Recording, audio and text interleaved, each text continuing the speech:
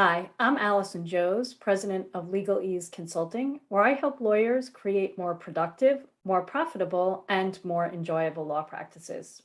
In my last couple of videos, I've been talking about how to limit interruptions from clients and colleagues. But what if you're really the problem? One of the ways that you can be the problem is by not sticking with your own communications policies.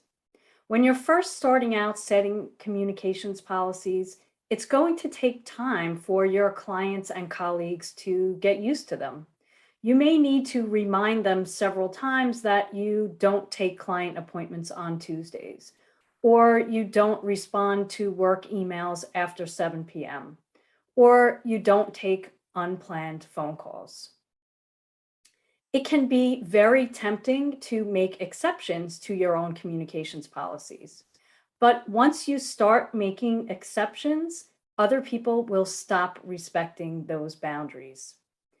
And then the communications policies will just go out the window.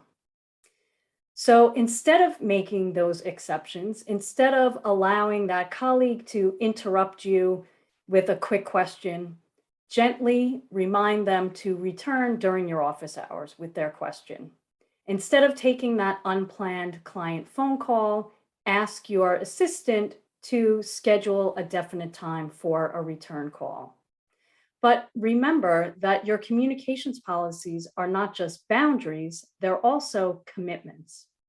If your communication policy is that you will return client phone calls by the end of the business day, make sure that you're not leaving the office without returning that client call. If your policy is to check email 3 times a day, make sure that you've carved out the time in your schedule to process your email inbox.